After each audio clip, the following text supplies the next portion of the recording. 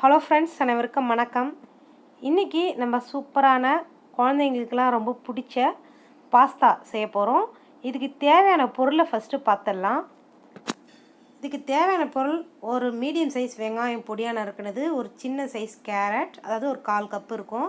அதேமாதிரி 1/4 கப்பு அளவு பீன்ஸ், ஒரு 6-7 பீன்ஸ் இருக்கும். ஒரு பச்சை மிளகாய், 1/4 கப்பு கார்ன் எடுத்திருக்கேன். 3 பல் பூண்டு, அதே 1/4 கப்பு குடமிளகாய் எடுத்திருக்கேன்.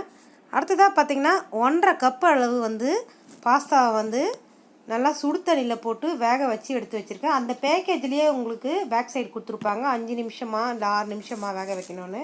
நீங்கள் வேக வைக்கும்போது கொஞ்சமாக உப்பு சேர்த்துக்கோங்க, 1 டீஸ்பூன் எண்ணெய் சேர்த்துக்கோங்க. சேர்த்துட்டு வெந்ததுக்கப்புறம் தண்ணியை நல்லா ட்ரை பண்ணிவிட்டு 1 டீஸ்பூன் எண்ணெயை சேர்த்து 2 குலுக்கி எடுத்துக்கோங்க. அடுத்ததாக இந்த காயை மிக்ஸ் பண்ணியாச்சு. ஒரு தக்காளி விழுது, ஒரு தக்காளியை மிக்ஸி ஜாரில் அரைச்சி விழுதாக எடுத்து வச்சுருக்கேன். கொஞ்சம் கோஸ் எடுத்து வச்சுருக்கேன். இப்போ கடாயி வச்சாச்சு. 2 டீஸ்பூன் ரிஃபைண்ட் ஆயில் சேர்த்தாச்சு. பூண்டை சேர்த்துக்கலாம். இப்போது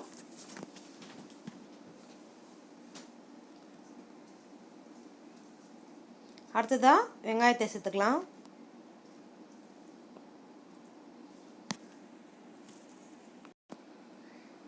வெங்காயம் வதங்கின அப்புறம் நம்ம தக்காளி விழுது சேர்த்துக்கலாம்.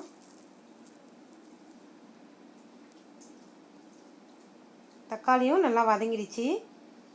அடுத்ததான் நம்ம கேரட் பீன்ஸ்லாம் சேர்த்துக்கலாம். அதுக்கப்புறம் கார்னையும் சேர்த்துக்கலாம். இதை ஒரு 2 நிமிஷம் வதக்கி விட்டுக்கலாம்.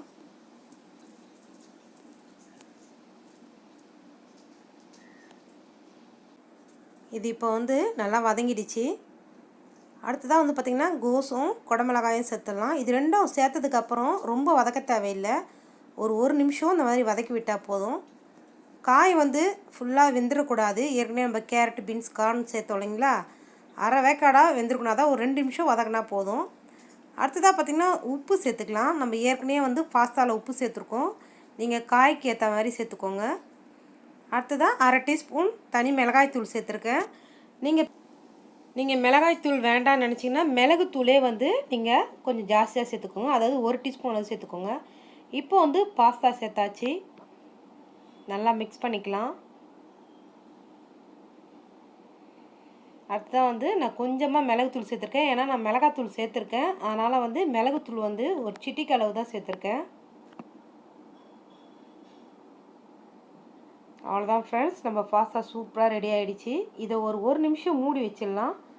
1 நிமிஷம் கழித்து பார்த்திங்கன்னா கரெக்டாக பக்குவமாக நல்லா சூப்பராக எல்லா மசாலாவும் மிக்ஸ் ஆகி நல்லா அருமையாக இருக்குது. நீங்களும் வீட்டில் கண்டிப்பாக இந்த பாஸ்தா செஞ்சு பாருங்கள். இதுலேயே பார்த்திங்கன்னா நீங்கள் முட்டையை கூட உடச்சி ஊற்றிக்கலாம், இல்லை பொரிச்சும் சேர்த்துக்கலாம். முட்டையை சேர்க்குறது இருந்தால் நம்ம பாஸ்தா நடுவில் கொஞ்சம் கேப் விட்டுட்டு அதில் உடச்சி ஊற்றி கலர்னதுக்கப்புறம் நம்ம ஃபுல்லாக மிக்ஸ் பண்ணிக்கலாம்.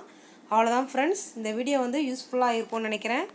இந்த வீடியோ பிடிச்சிருந்தா மை சமையலுக்கு சப்ஸ்கிரைப் பண்ணுங்கள், லைக் பண்ணுங்கள், ஷேர் பண்ணுங்கள், கமெண்ட் பண்ணுங்கள். தேங்க்யூ.